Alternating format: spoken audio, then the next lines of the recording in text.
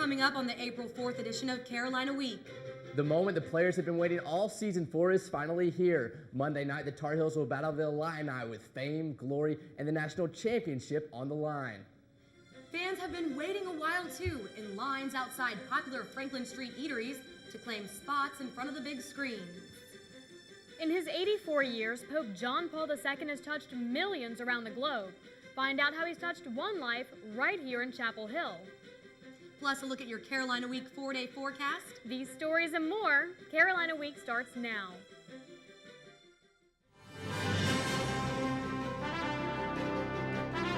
From the School of Journalism and Mass Communication at the University of North Carolina at Chapel Hill, this is Carolina Week.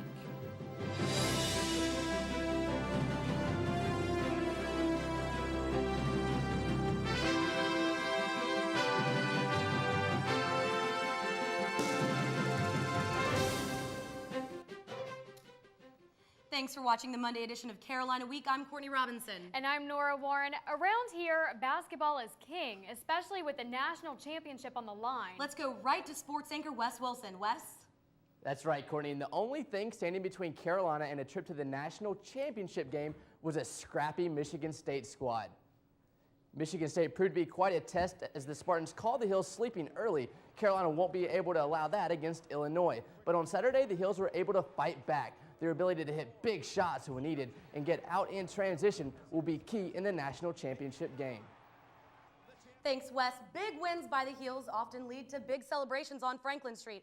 So, of course, after the national semifinal victory, that's where people are headed, including our own Lily West, who is in the newsroom. Lily?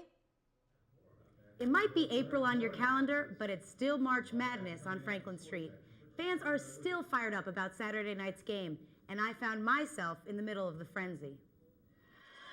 As soon as Carolina sealed its spot in the NCAA Finals, fans stormed Franklin Street. Police officers and firefighters watched as thousands of Tar Heels painted the town blue. Tar Heels! Tar Heels! Things heated up quickly despite the chilly temperatures. Some danced around the many bonfires, fueling flames with anything they could get their hands on. Not even this bike was safe from being singed. Others went to new heights to celebrate the victory. What some might coin as insanity, UNC police considered tame. For the most part, people are being well behaved. We have had some incidents with fire that are unfortunate, but overall, the crowd's being pretty well behaved and safe. The Tar Heels don't want the victory to end here. And when you have 50,000 people pulling for you, you cannot lose. If Carolina wins Monday night's game, you can be sure the fans will be back on Franklin Street. Franklin Street was closed to traffic until about 2 in the morning, but that didn't stop the fans from flocking to the action. The Chapel Hill Police Department reported that about 7,000 people showed up for the celebration. Lily, I would have to say that definitely looked like insanity. Of those people who went to Franklin Street, were there any arrests or injuries? Courtney, 2 people were arrested, one for resisting an officer and one for interfering with emergency medical personnel. The Orange County EMS responded to 7 calls, 3 of which were for burns from the bonfires. Lily West reporting in the newsroom. Thank you, Lily. Thanks, Courtney. Tar Heel fans who couldn't make it to St. Louis this weekend had no trouble finding a big screen nearby. Scores of students went to the End Zone, the new sports cafe on South Campus.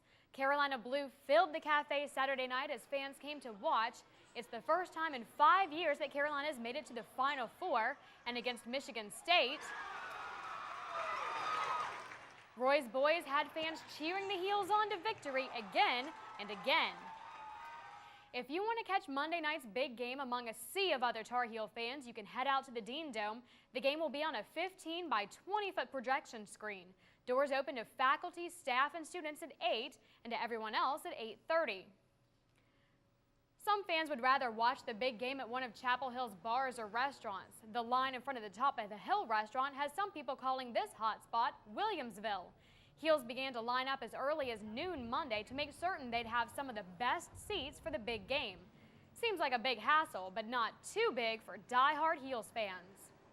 And depending on the game's outcome, money will probably change hands Monday night. For Governor Mike Easley, something different is at stake. North Carolina's governor bet Illinois' governor some of Carolina's finest barbecue that the Tar Heels will win the men's NCAA championship. Should Illinois lose, its governor will have to fork over a pizza and a six-pack of Orange Crush. Outrage about the arrest of a campus icon continues, bringing hundreds of protesting students to the pit Monday. Reporter Ross Widener has the story. This was the scene in the pit Monday, with students demanding the Carolina Dining Services employee Vel Dowdy be cleared of all charges after her March 25th arrest. According to university police reports, Dowdy is charged with felony embezzlement of food for letting some students eat at Top of Lenoir for free. Protesters say there's something else behind the arrest. We see this arrest as part of a larger campaign of illegal anti-union harassment and intimidation directed towards the employees from Aramark Management. UNC sophomore Michael Hashey led the protesters through Lenoir, across the quad, and up the steps to South Building. After police tried to quiet the protest, Hashey handed a signed petition and a letter to Associate Vice Chancellor of University Relations, Nancy Davis. At a student action with workers meeting Thursday, Dowdy explained how students going upstairs would swipe their cards more than once to pay for their friends who were running late. She said she'd ask them, "What's their names, baby? Or what color clothes they got on?" And they'll tell us, me and Tina. And when they come through, they'll be like, "Well, this be such and such." I'd be like, "Yeah, baby, we already got you because such and such already slapped for you." And they going upstairs. Aramark released this statement. Upon Miss Dowdy's arrest on charges of embezzlement, Aramark placed her on paid leave. She has not been dismissed. These events and actions are not in any way tied to her alleged involvement with union organizing efforts. The protesters don't think so. They say merely speaking out in favor of unionizing landed Dowdy in the mess she's in. In Chapel Hill, I'm Ross Widener, Carolina Week. We contacted Dowdy on Sunday. She wouldn't discuss the specifics of the case until after her court date, but said, "Tell all the students how much I love them, and I hope that I can come back." The North Carolina Senate is reviewing a bill introduced last week designed to remove partisan politics from the classroom. If the bill passes, all schools in the UNC system would be required to adopt the Academic Bill of Rights, guaranteeing fair treatment of students in a number of areas, including grading and controversial subject matter, as well as the allocation of student fees. It would also protect faculty members from being fired based on their political beliefs. The Young Republicans are officially supporting the bill after a unanimous vote by more than 100 delegates at their state convention Saturday. The nearly 1 billion Catholics of the world continue to mourn after the death of their spiritual leader, Pope John Paul II. He held the highest post in the Roman Catholic Church since 1976. He even survived an assassination attempt in 1981. The Pope had been in failing health. He suffered from Parkinson's disease. He was 84. The Pope will certainly be missed, but his memory will live on for millions of people. Reporter Sean Maroney is here to tell us that the memory is living on in one young boy right here in Chapel Hill. Sean, it's so rare to find someone who has met the Pope, let alone a young boy. That's right, Nora, Courtney. Not many people can say they've met the Pope face to face. But one Chapel Hill teenager did, and it had a major impact on Dominic Corwin's life when he wasn't sure how long his life would last. I'm lucky to have met him. 13-year-old Dominic Corwin gazes at his family's living room wall, remembering his experience 5 years ago. After Dominic's 9th open heart surgery, the Make-A-Wish Foundation granted his wish to meet the Pope. He hugged me and then kissed me on the head, and then he went to some other people, and then he came back to me and hugged me and then smiled at me and hugged me again. Dominic's visit echoes the compassion that many believe marked Pope John Paul II's reign. Right there, he was talking to me, and I was asking him to pray for me. The already ailing Pope said he would pray for Dominic, and then begged the 8-year-old to pray for him as well. Dominic's mother says she will never forget that exchange. For me, it was an emotional moment. I mean, I cried. To stand in the background and watch the two of them talk, hug. No doubt in my mind that he would pray for Dominic, and the prayers would continue. Dominic caught a rare personal glimpse of the man who visited more than 120 countries and oversaw the spiritual lives of 1 billion Catholics. I was granted that wish. And he will always treasure it. Sean, how's Dominic doing now? Well, his heart's going strong, and he's looking forward to 8th grade next year. You know, Dominic's originally from Michigan, so he was cheering for Michigan State, but since the Spartans are out of the tournament, he assured me that he'll be cheering for the Heels Monday night. 2 pieces of good news. Thank you so much, Sean. Well, the future isn't so bright for residents not only in Chapel Hill, but across the nation. No home, no address, and now maybe no privacy. Coming up, we'll tell you about a controversial new database that's tracking the homeless.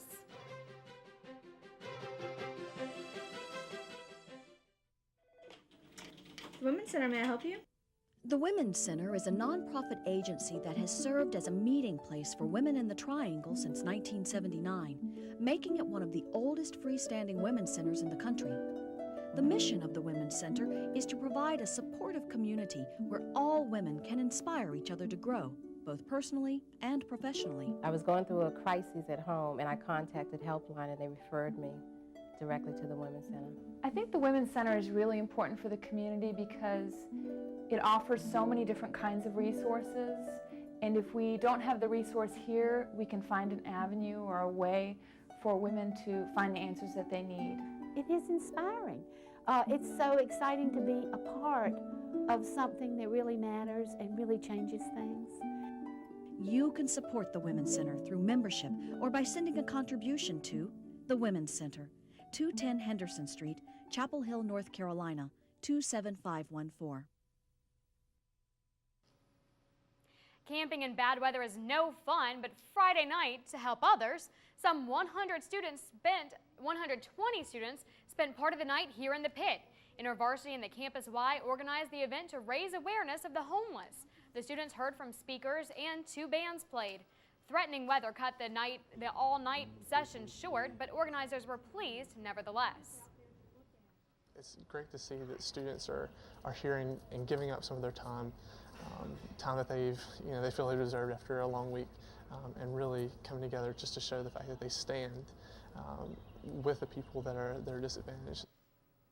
A new statewide database will track all individuals who use homeless shelters, soup kitchens, and other similar services. Many shelters already keep information on computers. This will link all databases together to share with other organizations like the Women's Shelter.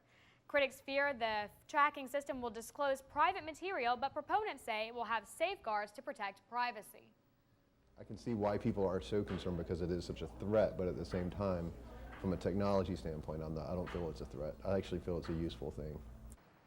The database will launch in January 2006. Nonprofit agencies in North Carolina will have access to information collected. Governor Easley is proposing a new program to address another issue of social concern, helping neglected children.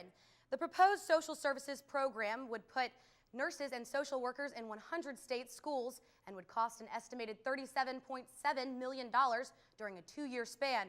With North Carolina's tight budget, many question where Easley will get the money.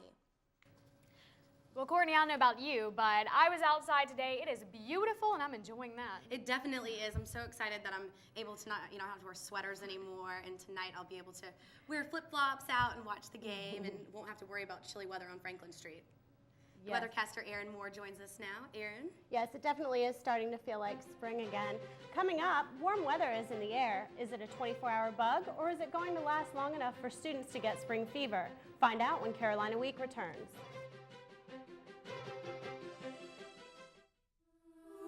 These kids are in trouble. They're not getting high on drugs or stealing. If they were, you'd do something about it right now. But why is it almost half of all parents who suspect their child has a problem learning wait a year or more before getting help? Why? Kids with learning disabilities are smart. They just learn differently. Call now. The sooner you get help, the better the chance your kid has. I did not say that. Oh, didn't right. Honey, it's written all over the outfit. Okay. I will sleep with someone on the first date. I knew it. But that's only if I know that he's not going to be there only for one night. Are you going to take it? Yeah, I'm going to take it. Correct, Jane. Excuse me, ladies. Have you been tested for HIV? Tested? You don't mean like each time. Oh, no. Like how often? Do you get tested?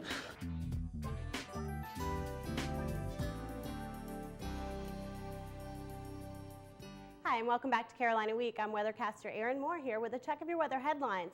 If you enjoyed last week's weather, you are going to love what's in store for this week. We will be starting out the week with very sunny skies and warm temperatures through Thursday. On Thursday and Friday, we do see a chance for those storms to be returning, and this system should be off the coast by Saturday, giving us a chance for another clear weekend. If we head to the satellite map, here's those clear skies that are dominating our weather right now and keeping us beautiful and warm temperatures. We do have this moisture in the Gulf that's going to be heading into our area late Wednesday night into Thursday. The timing of this is somewhat difficult right now, but we'll keep an eye on it as we head through the day. And back behind this is that clear weather, and that's what's going to be coming into the area as we head into the weekend. If we go to the surface map, we can see here, this is that high pressure system that is dominating our area right now, and that counterclockwise flow is bringing that moisture in from the Gulf. Back behind here, we do have this low pressure system and cold front associated with that. That's what's going to be heading into our area late Wednesday night into Thursday, so bringing us a chance for thunderstorms and scattered showers. As we look at the 4-day forecast, we can see here our temperatures on Tuesday. We're going to see a high of 77 with a low of 54 and mostly sunny skies. On Wednesday, we will be heating up to about 78 degrees. Some parts of the viewing area should get into the low to mid 80s. And on Thursday, again, those chance for thunderstorms comes back into our picture, and we'll have a high of about 71 degrees with a low of 55 degrees. On Friday, we should see a better chance for thunderstorms dominating, and we'll have a high of 68 and a low of 49 as that cold front pushes through. Now, this week last year, we had an average high of 65 degrees and an average low of 43 degrees with 0 precipitation. So we should be warmer this week than we were last year, and we're definitely going to have some precipitation, unfortunately. Looks great, Erin. I told you guys last week that I lost my umbrella, but it looks like I'm not going to be needing that anytime soon. Huh? No. Great. Thank you. Thanks, Erin. Well, beautiful spring weather for wonderful spring sports. Wes Wilson, our sports anchor, joins us now. Wes? That's right, guys. Like you said, it's been a great weekend. Been out to the baseball field quite a bit this past week, and it's been just beautiful. And coming up in sports, let's see. We have some, lacrosse scores for you and softball highlights coming up. Oh, wait, that's right. We have a basketball game coming up as well. Carolina, Illinois, for the right to take home the Nets in St. Louis. We have the preview after the break.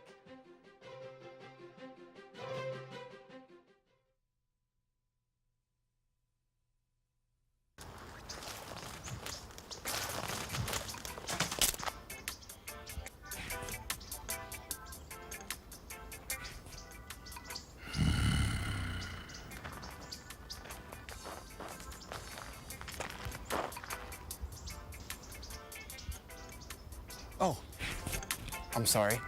I'll put that out.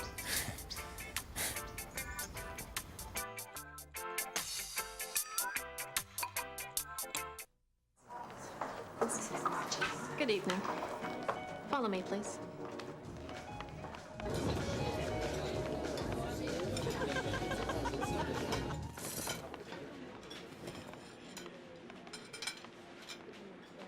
Imagine what America would be like today if Martin Luther King never had a dream. Help keep the dream alive. To find out more about the Martin Luther King Memorial in Washington, D.C., call or log on now.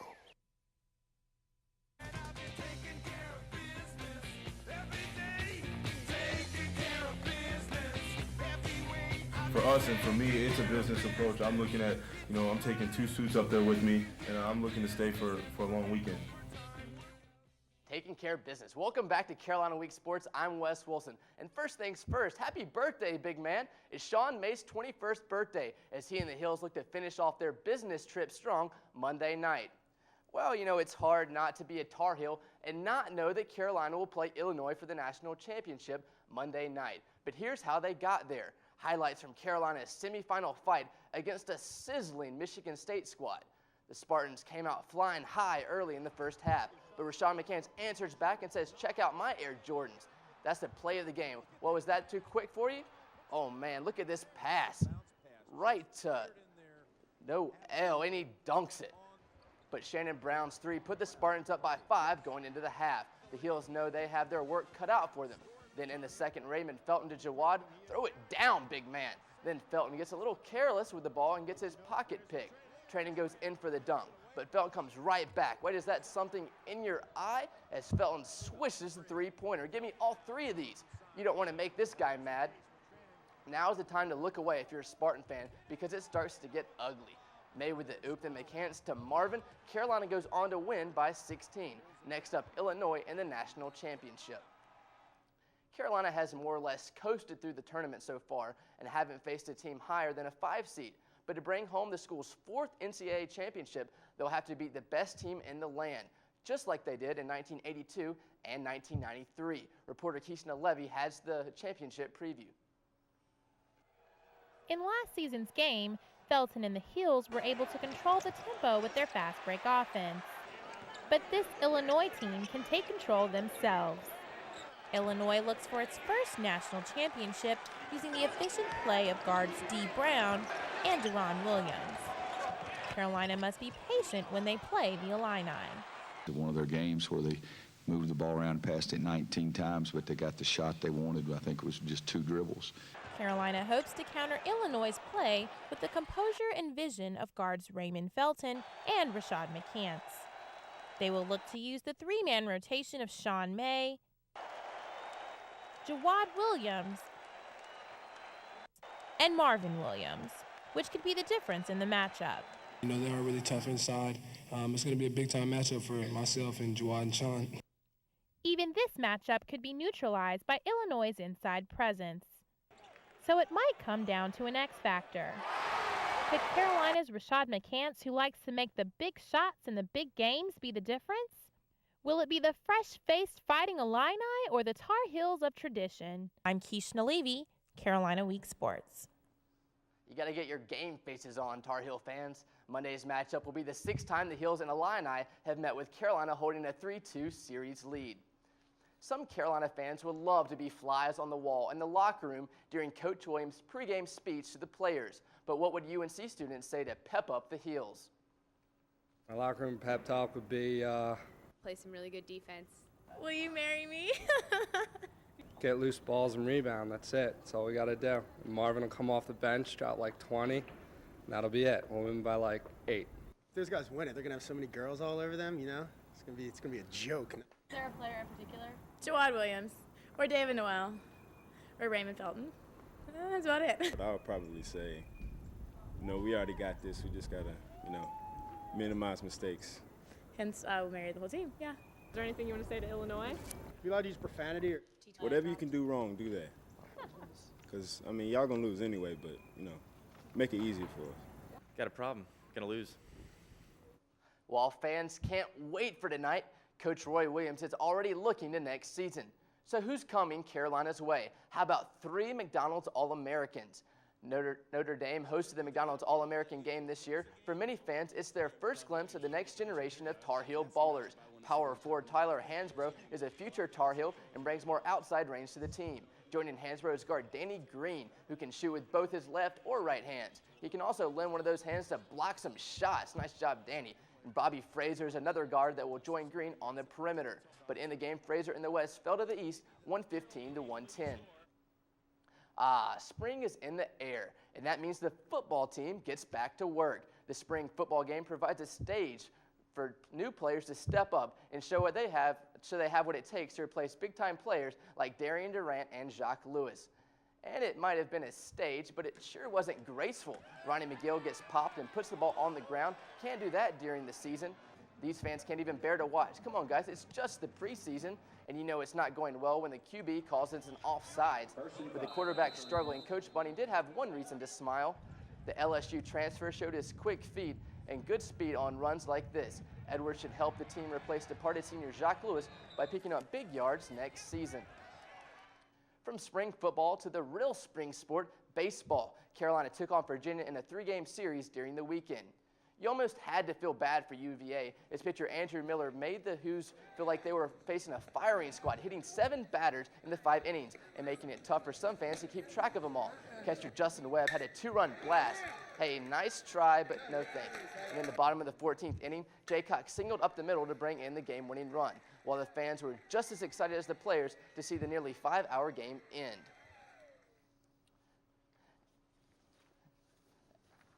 But in the Tar Heels also had a game on Saturday as the Tar Heels won that game 10-5. Justin Webb hit a 3-run home run as the Tar Heels topped the Cavaliers 10-5. And the softball team also hit the diamond Sunday afternoon with pitcher Ashley Allen in the infield, holding the Lipscomb Bisons scoreless in the first 3 innings, despite some close calls. But in the 4th, the Bison broke the Heels with a 2-run homer to right center. Honey, that ball is gone. She'll try to watch it as it goes by, but I'm sorry, it's not coming back. But it was outfielder number 7, Jessica Young, who's double in the 3rd, followed by another double in the 5th right here that helped the Heels seal the deal 6-2. And the men's lacrosse team fell in a defensive battle to number 1 ranked Johns Hopkins on Saturday, 7-5. Paul Spellman made 10 saves, and the Heels held the Blue Jays to their lowest score so far this season. But moral victories don't count in the win-loss record, as the Heels are now 2-6 on the season. Well, guys, I'm watching the game Monday night in my apartment. Where are you watching the game at? I think I'm going to head to Linda's, or he's not. I'm not really sure. I want to be outside or in a bar with a bunch of people watching the game. I may head down to the Deem Dome. I know some friends that are heading down at about 7:30 tonight to get ready for the game. That is early. Well, Nora and I are curious. We want to know what you would say in a pep talk. In a pep talk? You know what? I don't care what Coach Williams says before the game. I just hope that at the end of the game, I'm still smiling. All right. Well, thank you so much, Wes. Some UNC students were hoping nothing would rock their boats. Coming up, we'll show you if it's sink or float for these Carolina students and their cardboard boats.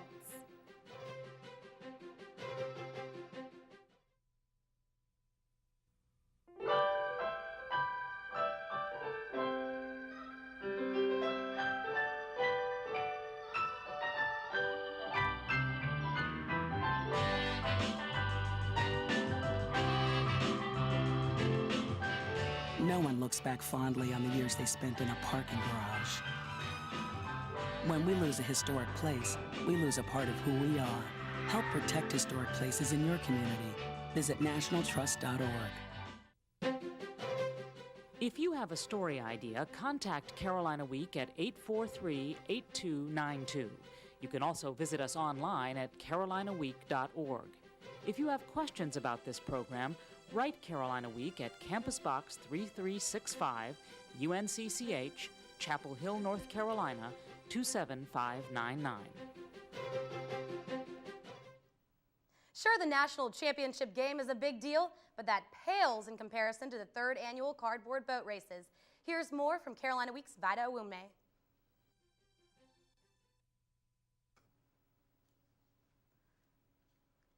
All right, well, I guess we'll try and bring that back to you later on. It did look like fun. We were out there, I was out there earlier, so checking it out. They duct taped and they built. These boaters were lined up to compete in the annual Carolina Cardboard Boat Race for a good cause. Boaters raced to benefit the UNC Children's Hospital and the club's sports teams. They competed in teams of 2, and while some boaters made it to the finish line, others didn't quite get there. Recruitment Chair Courtney English organized the event. Some boats you think are going to make it and you get in and they just drop. I guess it's the lighter. Usually the girls seem to be doing really well, but I don't know what that's about. Sinking boater Matt Lilly says better preparation might have dealt his team a more buoyant boat. Our boat sunk. It wasn't well prepared for the water, but it's okay. It tried hard, and it gave us a good run. But Lily's partner, Brooks Henderson, says they were just in the wrong lane. When we were down in the water, we hit a dead spot, so there wasn't any current that could carry us, and we lost. Lost is right. Not even Jackie Manuel's likeness helped keep this boat afloat. And as in any other competition, there's a winner in this one, the HMS Wood. Paddler David Riddle says his team was able to take the win because of careful engineering. The boat is designed, it's named after a famous British battleship, the HMS Wood. It's designed after a rocket ship. That's where it gets its speed from and everything. In Chapel Hill, I'm Vida Awume, Carolina Week. Well, that sure looked like fun. That does it for this edition of Carolina Week. Have a great night.